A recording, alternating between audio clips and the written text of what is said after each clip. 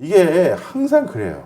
뭔가 대가가 큰 화두를 던지면 온갖 그 사파 무공들이 이게 이런 거야 막 이런 얘기가 있는데 이 그 책 나온 지가 정의란 무엇인가가 나온 지 한 10년 넘었죠. 네, 네. 그러면 이제 10년 사이에 5만 가지 일들이 있었는데 이 책이 어떻게 보면 그 10년 동안 있었던 사파의 무공들을 한번 정리하는 그죠. 그런 대화 문집이 될 수 있겠네요. 그죠. 그 정의란 무엇인가 보통 수집하시고 많이 안 읽잖아요. 여기 어디 있는데. 저도 근데 그랬어요. 이번에 가야 되니까 네. 읽었는데 네. 저도 이게 그랬구나라고 뒤늦게 이해하는 게 있는데 이 사람의 말을 이해하려면 사실 이 사람 배경 알아야 되잖아요. 알아야죠. 근데 이제 그 마이클 샌델이라는 사람이 어떤 배경, 유대인이거든요. 그래서 어떤 배경에서 태어나서 어떤 식으로 교수가 됐고 어떤 사상적인 영향을 받아서 지금 이런 이야기를 하는 거다라는 그 맥락이 잘 정리가 돼 있어요. 물론 앞에는 인터뷰가 있지만 그래서 잘 이해하는 데 도움이 되실 겁니다. 약간 그러면 책에 자세하게 나와 있긴 합니다만 대략적으로 어떤 맥락에서 성장해 온 분이신지도 좀 설명 좀 해주세요. 일단 유대인 가정에서 성장을 했고 마이클 샌델을 이해하는데 제일 중요한 거는 이 책 그 교수님 김선욱 교수님의 설명에 따르면은 그 정의론에 대한 새로운 이해법을 제시를 했다. 그래서 마이클 샌델은 공리주의자라고 봐야 된다라고 예. 이야기를 하세요. 그러니까 이걸 알면 또 많은 것들이 풀리는데 이 사람이 말하는 정의는 그러니까 다수의 정의인 거예요. 그러니까 예. 사회적인 합의를 통해서 누군가 한 사람이 크게 상처를 받거나 크게 어떤 그룹이 무너지지 않는 다수의 조금 안전한 정의. 네. 그러니까 뭐 어떤 레디컬하게 사회를 뒤집고 이런 정의는 아니고 네. 또한 보수가 말하는 있는 데서 열심히 살아, 노력해 이것도 아니고 그러니까 좌에 가깝지만 해법에 관해서는 다수가 상처받지 않는 아름다운 약간 정의. 원래 여기에 대해서는 조금 생각이 다르실 네. 수 있겠지만 뭐 이런 식으로 이해하고 읽으면 굉장히 편리하다라는 설명을 하십니다. 이분의 접근법의 큰 프레임이 어디에 근저하고 있는지 그게 공리주의에 가깝다 네. 그 얘기군요. 뭐 사실 저도 수많은 사람 인터뷰 많이 하지만 기억에 남는 한 컷 장면이 있거든요. 네. 이번 인터뷰에서 제일 기억에 남는 건 뭡니까? 아까 말씀드렸던 살짝 긁었더니 빠직하고 그 핵심. 왜냐면 이분이 이제 한국 사람들이 나를 좋아해 이거를 너무 잘 알고 계시는 게 살짝 단점이에요. 막 계속 저는 인터뷰 시간이 아까우니까 더 많은 얘기를 듣고 싶은데 자꾸 한국 칭찬을 하세요. 뭐 내가 뭐 그때 강의했을 때 너무 열정적으로 강의를 들었고 사람들이 뭐 그러니까 한국을 약간 착각하고 계신 부분도 있어요. 되게 토론이 잘 되는 나라라고 생각을 해요. 본인이 오셔서 그런 건데 이제 그런 부분이 있어가지고 어려웠을 때 그 어떤 오독에 대한 이야기를 했을 때, 그러니까 특히 이제 당신의 사상은 정치에 발현될 수 없다라고 했을 때 아니 사람들의 생각이 정치야라고 딱 정색하시던 그 포인트가 되게 인상이 깊었고. 하나 더 있는데 네. 계속 이제 그 해법 부분이 사실 저는 좀 애매하다고 느꼈어요. 그러니까 저도 그거는 약간 한국의 약간 편가르기에 저도 이제 익숙해져 있었던 네. 거죠. 그래서 계속 물어봤더니 교수님이 그 얘기를 하시더라고요. 그 기부입학제, 네. 기여입학제 이런 것들을 한국에도 가끔 보면 잘못 인용한 그 기사들이 이미 있거든요. 네. 그거는 그 미국의 맥락을 좀 알아야 된다고 하셨는데 그 하버드의 그 레거시라는 제도가 있잖아요. 네. 그 이제 하버드만 있는 거 아니지만 그 뭐 하버드 출신의 부모가 있는 자식들을 또 이제 뭐 입학하는데 도움을 준다거나 쉽게 들어가게 해주고 이런 가산점이 것들이 있죠. 있잖아요. 네. 그래서 그런 것들은 이제 하버드에서는 워낙 그 그룹 인맥이 중요한 미국 사회에서는 인정할 수밖에 없다라는 입장이시긴 해요. 근데 어떻게 얘기를 했냐면 내가 만약에 그런 기여 입학이나 레거시를 결정할 수 있는 입장이 된다면 제도를 조금 손보고 싶다. 어떻게 해요? 한 명의 부유한 집안에서 태어났지만 하버드에 들어올 만큼 충분한 공부가 안 되어 있는 아이를 입학하도록 해주는 대가로 10명의 뛰어난 자질이 있지만 가난한 집안에서 자란 아이들이 들어올 수 있도록 하는 룸을 열어줄 수 있다면 네. 사실 이거는 내가 안 된다라고 말하기는 좀 어렵지 않을까. 이것도 약간 불평등 해소의 관점에서 보시는 네, 거예요. 단순히 네. 그런 게 아니라. 근데 그 얘기를 하시면서 근데 이럴 때 되게 세부적으로 봐야 되는 게 그 미국은 특히 뭐 이런 걸 할 때 학생들이 뭐 특기로 뭐 난 농구를 했어요, 발레를 했어요, 하키를 막 써놓잖아요. 네. 근데 이런 얘기를 하는 거예요. 근데 학생들의 그 이력서를 봤을 때, 자기소개서를 봤을 때 나는 동네에서 사람들하고 농구를 하고 뭐 가족이 없는 아이들을 위해서 함께 농구하고 축구하고 이러면서 지냈어요. 이렇게 쓴 아이들을 더 뽑아야 된다고 생각을 하지 그 이력서에 조금 자기가 환경이 어렵고 노력한 것처럼 써있지만 근데 저는 라크로스를 배웠어요. 이런 식으로 써있는 아이들을 조금 기회를 덜 주는 방식으로 조금 하고 싶다. 그러니까 라크로스는 되게 레슨비도 비싸고 그렇죠. 부자만 하는 네, 운동이잖아요. 그러니까 그런 식으로 이건 이제 한국과도 좀 연계돼서 얘기를 하셨는데 한국에서도 왜 그럼 뭐 수능이 제일 공정한 거고 그게 아니고 뭐 예술하고 뭐 다른 능력치가 있는 애들을 뭐 이런 거 자소서 봐가지고 올려주고 이런 요즘에 그 제도가 좀 뭐 불공정하니 더 공정하니 이런 말이 많잖아요. 네. 근데 이제 샌델 교수님 딱 그 얘기를 하시더라고요. 수능 이렇게 한국어로도 알고 계시거든요. 오. 한국의 수능이 애들을 그렇게 공부시켜서 학원 보낼 수 있고 그래서 수능 점수가 잘 나온 애들이 좋은 대학에 가는 게 공정한 게 아니다. 근데 그렇다고 해서 다른 스토리가 많은 애들을 보내는 건 또 공정한 거냐? 그렇지도 않다. 되게 세심하게 그 뽑는 사람이 봐야 한다. 이런 관점을 가지고. 네. 그러니까 우리나라 치면은 막 발레한 애들, 뭐 어디 뭐 조기 유학 갔다 온 애들, 영어 유치원 다닌 애들, 이런 애들만 스토리가 많으니까 들어가는 게 아니라 그 돈이 없어도 할 수 있는 스포츠나 이런 것들을 했던 것들을 맥락을 읽어내서 학교 차원에서 계속해서 할 일이 많다라고 하신 거죠. 고민할 게 많은 말씀을 해주셨네요. 예를 들어서 우리나라에서도 수능제도에 대해서 뭐 사실 갑론을 박이 많았죠. 그런데 일렬로 객관식 시험으로 사람을 한 줄로 세우는 거는 그게 과연 전인격적인 그 교육 환경이냐. 그리고 하나만 잘해도 뭔가 성과를 낼 수 있는 사람들이 분명히 있는데 수능이 점수가 안 좋다고 그 사람들에게 여러 가지 기회를 박탈하는 게 맞겠느냐라고 해서 제도를 진짜 뭐 특기적성을 기반으로 한 여러 가지 이제 그 제도를 바꿨죠. 근데 그렇게 바꿨더니만 그러면 미국 사회에서도 그런 일이 있는지 모르겠습니다만 부모가 더 적극 나서서 애를 이제 말 그대로 스펙을 만들어주는 거잖아요. 네. 포트폴리오를 네. 만들어주고. 그 우리나라에선 한때 지금은 그 제도가 한번 걸려가지고 싹 없어졌는데 애를 뭐 서울공대나 카이스트 공대를 보내려고 부모가 발명 경진대를 만들고 발명가를 고용해서 우리 애 이름으로 특허를 출원해주는 대가로 돈을 준 거예요. 그래서 무슨 전국 무슨 발명 대회 거기에서 우리 애가 대상을 받았고 해서 그걸로 전형자를 만드는 거죠. 그러다 보니까 처음에는 대입 자료에서 국가가 주관처가 아닌 행사는 인정하지 않겠다 이렇게 했다가 그랬더니만 이제 어떻게 됐냐면 그 국가에 우리 애가 뭔가 대상이든 최우수상이든 장려상을 받게 하기 위해서 별도의 팀을 구성해서 우리의 이름으로 그걸 내게끔 하는 그런 일들이 생겨버린 거예요.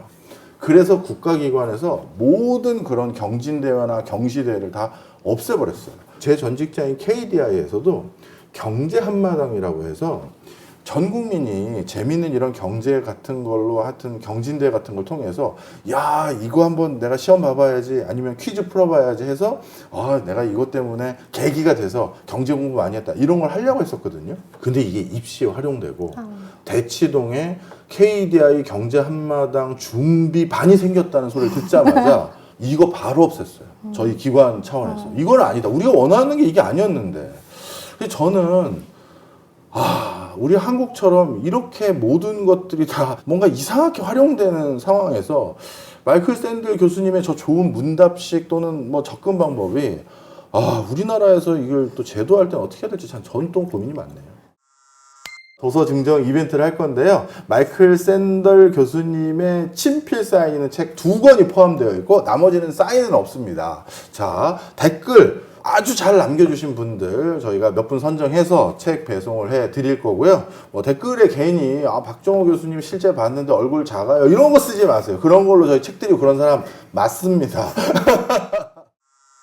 결국에 교수님이 이런 얘기를 하시더라고요. 존엄한 일이라는 존엄한 일. 네, 그런 관점으로 돌아가야 된다. 예. 이게 뭐냐면 그 말씀하신 대로 아무리 솎아내려고 해도 사실은 힘들어요. 노력을 할 뿐이지. 예. 근데 비하하는 건 아니지만 청소를 하는 사람들도 뭐 서빙을 하는 사람들, 그러니까 진입장벽이 낮은 일을 하는 사람들도 고용이 최소한의 그 고용은 안정이 되고 최저시급이 아니라 그 일을 했을 때 사람들이 이제 먹고 살 수 있을 만한 뭐 문화생활도 좀 할 수 있을 만한 정도의 급여를 지급받고 그리고 사회적으로도 그 사람들의 노고를 인정해주는 분위기가 돼서 조금 선호도가 떨어지는 직업에 있는 사람들이라도 존엄한 삶을 누릴 수 있게 하는 존엄한 일이라는 문화가 정착이 돼야 된다라고 하시면서 그래서 코로나가 그래서 되게 중요했던 게 이 얘기를 하시더라고요. 그 코로나 초기에 이게 그렇게 안심해질 줄 알고 미국의 엄청난 부자가 섬으로 숨어들었대요. 네.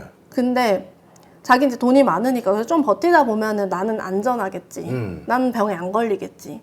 근데 너무 장기화됐잖아요. 네. 그리고 이제 본인도 아무리 지가 돈이 많아도 뭐 물도 받아야 되고 뭐 이러다 보면 외부랑 교류를 할 수밖에 없잖아요. 그렇죠. 사람을 시켜서라도. 네.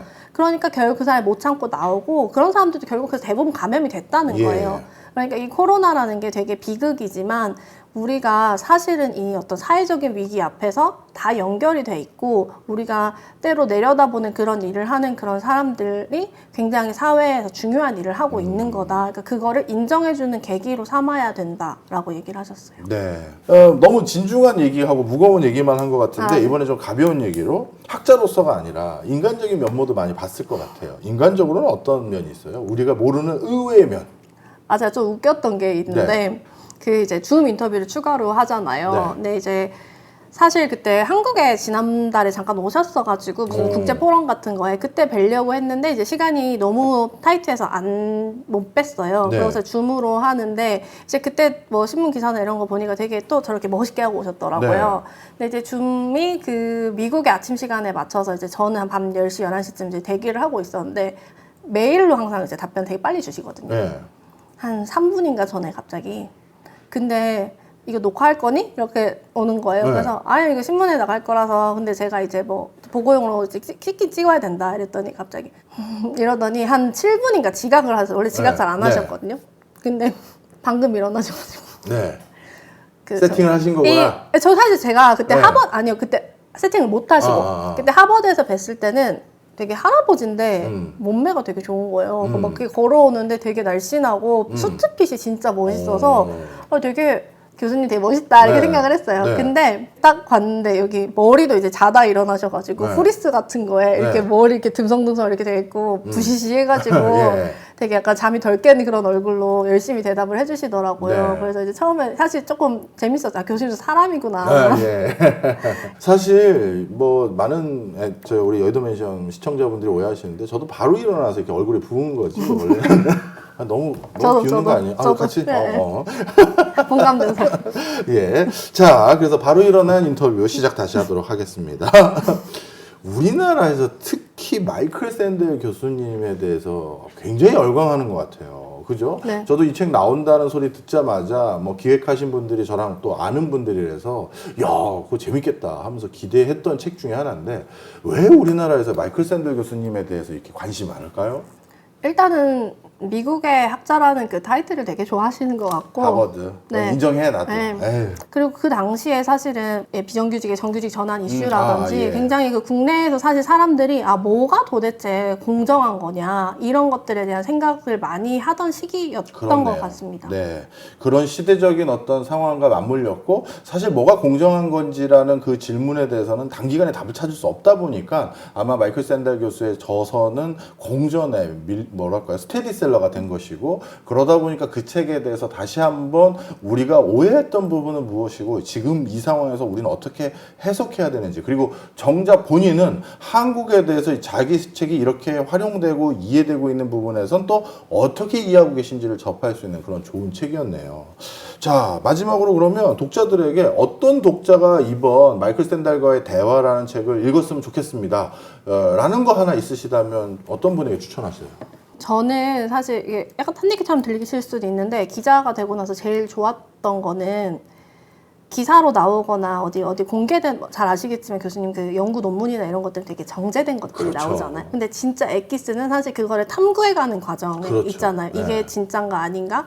그리고 어떤 것들을 표면적으로 맞는 것 같아라고 해서 믿는 게 아니라 이걸 이렇게 견줘보고 어떤 게 진실인지 내가 데이터와 증거와 그 논리를 따져가면서 내가 생각하는 그 객관성을 확보해 나가려는 그 연구와 탐구 호기심 그게 되게 중요하고 그게 제일이죠. 그게 네. 교수님이 말하는 어떤 공헌장과도 연결이 돼 있을 것 같은데 저는 우리나라에 좀 더 그런 사람들이 많아졌으면 좋겠어요. 그런 태도를 가진 사람들이. 네. 근데 이 샌들은 그렇기 때문에 그런 식으로 진짜 약간 수사를 얻고 싶거나 막 목소리 크게 내고 싶거나 이런 사람이 아니라 나는 진짜 좀 제대로 뭔가에 대해서 호기심이 있고 지적으로 알아보고 싶다라는 좀 그래서 조금 더 나은 사람이 되고 싶다라는 생각을 가지신 분들이 제대로 그 탐구를 하기에 좋은 책이라고 생각합니다. 그리고 되게 쉽게 써져 있어요. 네.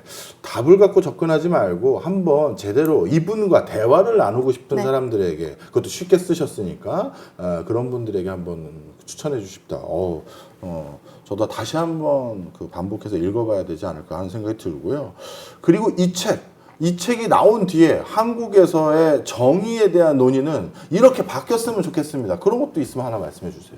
마이크 샌델을 오독하는 제일 큰 이유 중에 하나가 당신은 노력하지 않았어. 당신의 능력은 가짜야가 아니에요. 당신의 노력도 인정하는데. 너 노력한 거 인정. 너 의사 된 거 열심히 공부한 거 인정. 너 교수 된 거 열심히 공부한 거 인정. 근데 그거 다 네 거야?